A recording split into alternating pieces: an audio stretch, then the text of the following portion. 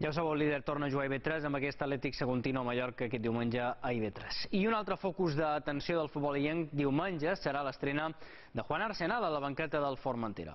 El tècnic manxec cercarà els seus primers punts al camp de l'Ontinyent. La plantilla ha fet feina avui intentant recuperar a poc la normalitat després d'unes setmanes que han estat ben mogudes. L'equip necessita una alegria després de 3 derrotes consecutives. A les baixes ja conegudes de Fobi, Dailos i Omar s'ha afegit avui mateix la de Kiko. Els 4 es perdran el transcendent duel a terres valencianes.